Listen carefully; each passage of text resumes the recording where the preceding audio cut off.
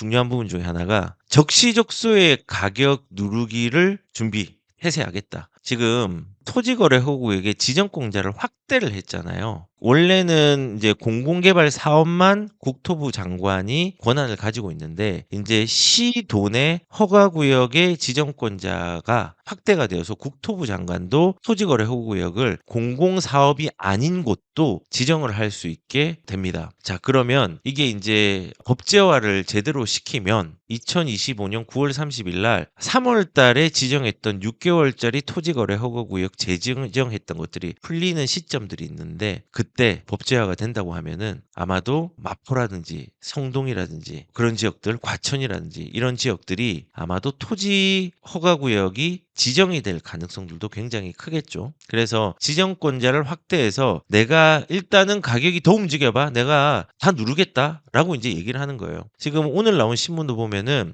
토지구역 임박, 국토부도 토구역 지정이 가능하고 마포와 성동구 핀셋 규정 지정할 수도 있다. 이제 입법 빨리 하면은 이제는 어떻게 되느냐? 토지거래 허구역을 지정을 발빠르게 할 수 있다. 서울시에 의뢰하지 않아도 협의하지 않아도 내가 바로 그냥 서울시 협의 없이 그냥 할 수 있는 거예요. 국토부에서. 그런데 더 중요한 건 뭐냐? 토지거래 허가구역은요. 1년 단위로 연장을 할 수 있는데 최대 5년까지 됩니다. 그러면 이제 또 국토부가 서울시랑 협의해 가지고 서울시하고 또 꽁짝꽁짝 해 가지고 5년을 또 연장할 수 있습니다. 그런데 내년 지방선거에서 만약에 오세훈 시장이 뺏긴다고 하면은 이 자리를 뺏긴다고 하고 지금 현재의 여당이 들어온다고 하면은 이제는 토지거래 허가구역을 5년, 10년 계속 연달아서 할 수 있는 거예요. 거기는 규제 지역이고 규제를 해야 된다는 명분하에서. 그래서 지금 제가 적시적소의 가격 누리기 준비 태세라고 있는데 지정권자 확대는 굉장히 어마어마한 겁니다. 이제는 즉각적으로 토지거래 허가구역을 지정을 할 수 있다. 라는 걸로 이제 해석이 되는 겁니다. 그리고 또 하나 보면 뭐냐면요. 자금 조달 계획 의무화. 이거를 원래는 자금 조달 계획서가 투기 과열 지역에만 해당이 되었습니다. 그런데 이제 토지 거래 허가 구역, 투기 과열 지구로 확대를 하는 겁니다. 그러면 이제 자금에 대해서 출처를 조금 더 면밀히 볼 수 있고 여기에서 안 그래도 이제 실거주 요건이 있는데 투기 과열지구나 조정 대상 지역이 지정된 데는 실거주를 하지 않아도 돼요. 실거주를 안 하면은 세금상의 문제가 생기는 건데 토지거래 허구역을 지정하면 반드시 실거주를 해야 됩니다. 그래서 이제 세금들 이 실거주에 대한 부분들뿐만 아니라 자금 조달을 통해 가지고 면밀히 의무화시켜 가지고 비싼 동네들 주시할 수 있는 여건들을 만들겠다. 그러니까 가격 누르기 준비 태세를 하는 거예요. 자, 그런데 이게 보면요. 규제 지역도 이제 LTV 40% 그리고 또 재밌는 게 뭐냐면은 수도권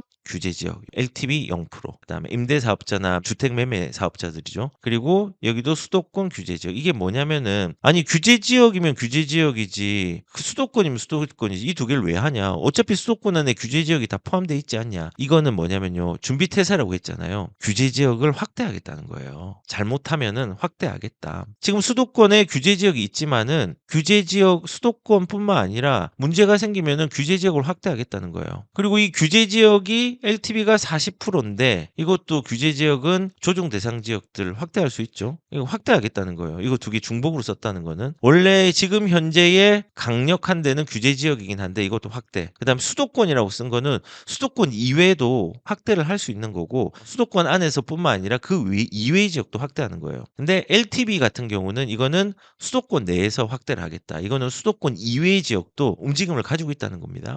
자, 그래서 지금 이것도 뭐냐면 규제 지역의 대출도 LTV로 40% 하겠다. 뭐 아무튼 그런 내용으로 해석하면 되고 그리고 토지 거래 허구에서 제가 얘기를 좀 덜한 게 있는데 이렇게 확대를 하고 가격 누르기에 준비 태세를 하는데 말씀을 드릴 게 지금 우리가 2020년도에 6월 달에 잠실, 삼성, 대치, 청담 토지 거래 허구역을 지정을 했죠. 2020년도 요때 집값을 잡았습니까? 못 잡았죠. 요거는 그 금리가 잡은 거죠. 그때부터 지금까지 쭉 못 잡았습니다. 2021년도에 압구정하고 목동하고 가격들 뭐 성수동하고 토지거래국이 지정했는데 잡았습니까? 못 잡았거든요. 강남도 그렇고 지금 양천구도 볼까요? 못 잡았잖아요. 그리고 2025년도에 토지거래 허구역을 재지정을 했잖아요. 3월 24일 날 강남, 서초, 송파, 용산 전체를 다시 재지정을 했잖아요. 우리가 알다시피 못 잡았으면요.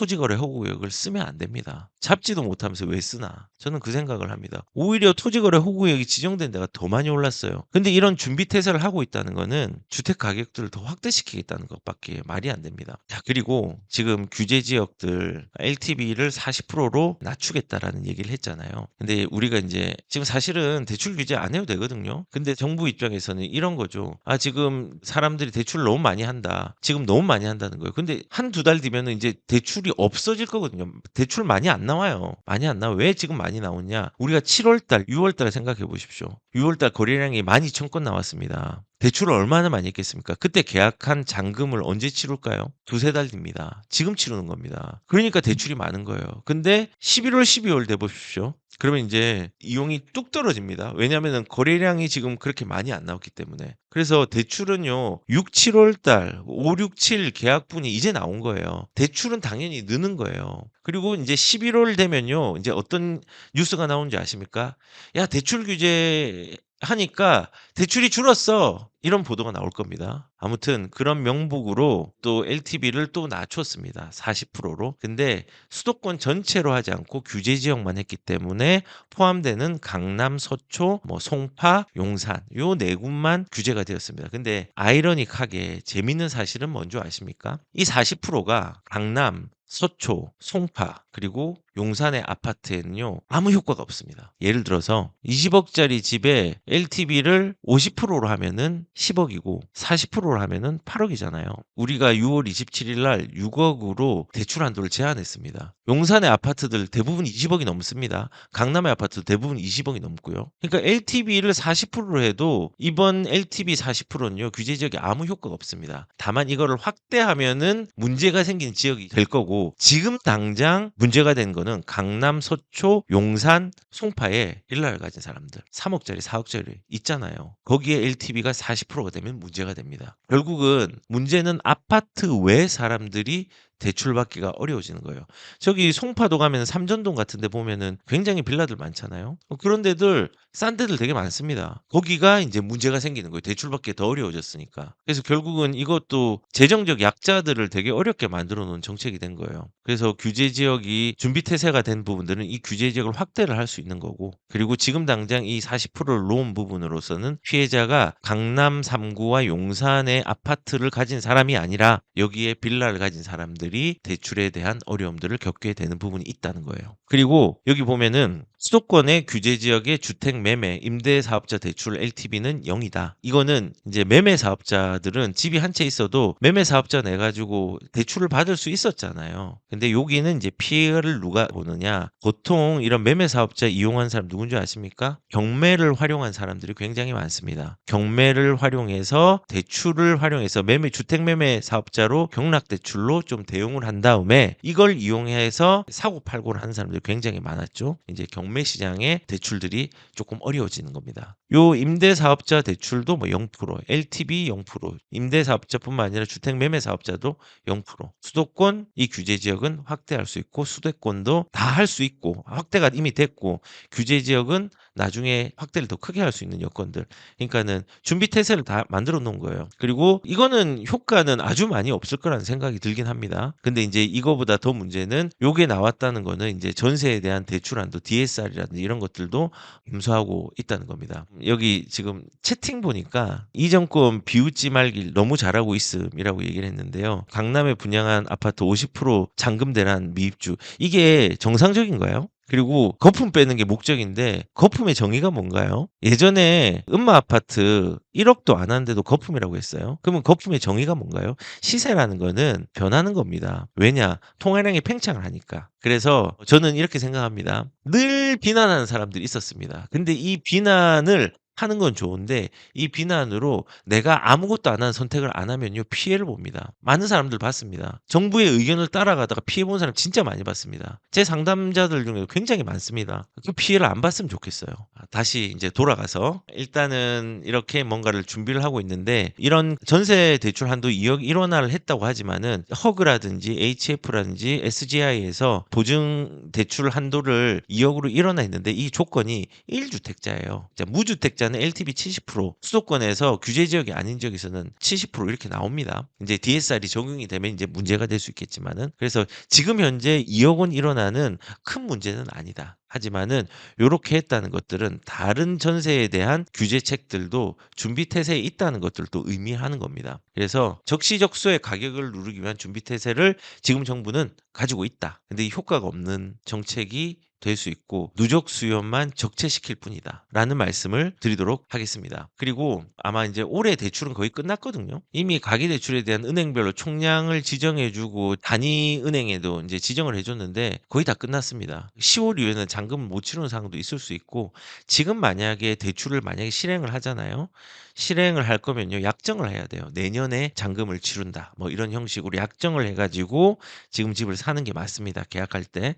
지금은 혹시나 뭐 인제 대출 되겠지 해서 더럭 사서 대출 12월 달에 받으려고 하면 안 나옵니다. 아예 안 나옵니다. 내년을 잔금으로 하고 이번 전략들을 짜고 가셔야 됩니다. 아무튼 정부에서 인제 그렇게 한다고 합니다. 그리고 마지막으로 인제 여섯 번째, 적자재 중 확충 여건들을 마련을 하기 위한 정책이 포함되어 있었습니다. 그러니까는 부동산에 관련 범죄를 적극 조사하기 위해서, 수사하기 위해서 조직을 인제 추진을 하고 있습니다. 그러면서 인제 세무조사들도 하겠죠. 뭐 예를 들어서 고가 주택 20억 짜리 이상 신고가 거래 뭐 이러면 인제 범죄자로 인제 혐의를 받는 겁니다. 그러니까는 진짜 그런 적이 있었어요. 예전에 인제 그 강남의 토지거래 허구의 구역이 지금은 인제 일괄적으로 6 개월로 다 통일이 됐지만은 1년 이렇게 그 토지거래 허가 구역을 집을 사면은, 집이 한 채가 있으면 1년 내에 다른 집을 팔아야지 인제 과태료 추징금을 물지를 않습니다. 그런데 어떤 분이 인제 강남에 집을 2 개를 가지고 있는데 한 개를 팔기 위해서 강남 집을 새로 산 거예요. 근데 토지거래 허구역이니까 빨리 팔아야 되잖아요. 근데 그게 안 팔린 거예요, 역삼동에 있는 집인데. 그러니까는 이 부동산원에서 이제 소명 자료 신청이 온 거예요. 범죄자로 취급한 거죠, 정상적으로 했음에도 불구하고. 그러니까는 집을 비싼 걸 산 게 범죄입니까? 아니잖아요. 근데 지금 정부의 기조는요, 사실은 뭐 불법 증여했거나 그다음에 법인 자금을 유용했거나 이런 의심 사례가 있으면은 그거는 처벌을 하는 게 맞죠. 근데 돈을 많이 가지고 있거나 집이 비싸거나 이렇다고 무조건 불법 증여를 하거나 그런 게 한 건 아닙니다. 지금 증여해도 되고 차용해도 됩니다. 그런데 이거를 합법적으로 하시고 법적 테두리 내에서 하면 아무 문제가 없어요. 그런데 인제 일단은 정부에서는 요런 것들을 인제 잠재적 범죄자로 취급을 하고 있습니다. 그래서 저는 개인적으로 이렇게 해서 평소보다 더 세무 조사를 적극적으로 하고, 보통 그거 아시죠? 세무 조사를 하는데 큰 돈은요, 큰 돈에 대한 불법 자금이 있으면요, 국세청에서 묵혀 놓습니다. 5년 정도 되었을 때 터뜨립니다. 그래야지 추징을 더 많이 할 수 있거든요. 아무튼 뭐 부동산은 어떻게 할지 모르겠지만은 세무 조사를 강화하겠다는 거는 적자 재정의 확충의 방편으로 한 개 쓰겠다는 거고, 플러스 인제 적자 재정 확충을 위한 부분들이 인제 적자가 될 거거든요, 이번 정부. 저는 그게 정해져 있다고 생각합니다. 올 하반기에 이제 현실화 방안에 대한 부분들, 고런 부분들도 지금 용역을 냈고 나라 장터에서 제가 확인을 해 줬죠. 그럼 가시화되고 내년부터 시행을 할 겁니다. 이제 그럼 내년 재정을 올해에 대비해서 8% 이상 올렸잖아요. 보통 4% 5% 미만으로 올리는데 8% 올렸습니다. 9% 가까이 올렸습니다. 그러면은 그 예산이 채워지려면은 어떻게 해야 되겠죠? 세금 많이 걷어야 됩니다. 그 세금을 많이 거두기 위해서는 불로소득으로 취급되는 부동산에 타겟팅이 돼야 됩니다. 저는 그렇게 생각합니다. 그리고 내년에 보유세에 대한 부분들 시행이 되고 내년에 중과세에 대한 유예들 이제는 철폐할 겁니다. 그리고 가격들이 내년에 움직일 수밖에 없잖아요. 조정 대상 지역 확대될 겁니다. 토지 거래 허가 구역 확대될 겁니다. 그러면서 가격이 오르고 보유세는 공시가 현실화 방안 플러스 공정시장 가격 비율을 올려가지고 세금들이 조금 높아지는 상황들이 만들어질 거라고 생각합니다. 그래서 정부는 이런 것들을 지금 차곡차곡 세팅을 하고 있다. 그런데 명분은 가격이 급하게 오르기만 해봐, 내가 이거 저질러 버릴 거야, 지금 이 태세를 가지고 있는 거예요. 그리고 그 확충 방안으로는 세무적인 부분들 조사 강화를 하고 세율적인 부분들 세금 강화를 시행을 준비하고 있다고 저는 생각을 합니다. 자, 요약을 하면은 비싼 집 제공 명분으로 공공천하 주택 시장을, 미래의 주택 시장을 구성을 하고 있다. 그리고 민간 부지는 뒷전이고 공공 부지가 최우선으로 개발의 방향성을 잡고 있다. 재개발 재건축을 원칙적으로 하는 게 맞는데 유휴부지라든지 공공청사라든지 이런 복합개발을 통한 변칙적 공급을 원칙으로 생각하고 있다. 그리고 안정감을 위해서 착시적 공급을 한다. 착공이 2030년입니다. 그러면은 공급 물량의 실제 물량은 착시 공급이 아니라 실제 물량은 10년 뒤에 나옵니다. 그리고 민간의 공급망도 배려를 한다는 시그널도 있지만은 배려를 해서 용적률을 올리고 패스트트랙으로 빨리 단축을 시킨다고 하더라도 그 안에 포함되어 있는 게 공공 임대 물량들을 확충하는 것들이 포함이 되어 있습니다. 그리고 적시적소의 가격의 누름 장치를 마련을 해놨습니다. 그래서 토지거래허구구역도 법제화시키기 위해서 국토부 장관이 지정 확대에 대한 권한을 가져가고 LTV와 이런 부분들도 지금 40% 했지만은 규제 지역이라고 명명했기 때문에 시장의 가격들이 움직이면은 이런 규제 지역도 확대할 수 있는 적재적소의 가격 누름 장치를 마련을 해놨습니다. 그리고 적자 재정 확충을 위해서 세율과 세금에 대한 부분으로 어느 정도의 새로운 조직들을 만들고 내년부터 세율 올릴 준비들을 하고 있습니다. 용역도 했죠. 현실화 방안, 공시지가 현실화 방안 용역 발주했고 올 11월 달에 그 결과들 나옵니다. 그러면 내년에 이제 적용을 하겠죠. 자, 요약은 이겁니다. 그래서 제가 이제 안타까운 부분들을 말씀을 드리면요. 이번 정책에서 첫 번째, 획기적인 정책과 새로운 정책이 없다. 두 번째는 공공주택의 확대 방향은 적자 규모를 커지게 하고 이 커진 적자 규모에 대해서 감내해야 될 사람은 미래 세대의 몫이 된다. 세 번째는 공공의 확대는요. 질 좋은 주택이 축소되는 것을 의미한다. 네 번째는 지금 당장 규제로 시장을 멈추게 하는 것이 굉장히 어렵다는 거. 왜냐하면 착시적 공급으로 먼 미래의 얘기니까. 그리고 이제 좋은 지역과 좋은 물건들의 가격의 상승 속도는 좋은 신축이 물량들이 공급이 안 되니까 상승 속도는 커질 가능성들이 매우 크다. 이 와중에 규제 정책들을 내면은 적체 수요가 나중에 가격들이 튀어오를 수 있는 환경만 만들 뿐이라는 거예요. 그리고 마지막으로 이렇게 재정적인 약자들을 위한 정책들을 쏟아내고 있지만 이 재정적인 약자들한테 피해를 준다. 근데 더 안타까운 건요. 이 재정적인 약자들에게 이렇게 불리한 정책임에도 불구하고 재정적 약자들은 더 환호하는 게 안타깝다라는 생각이 듭니다.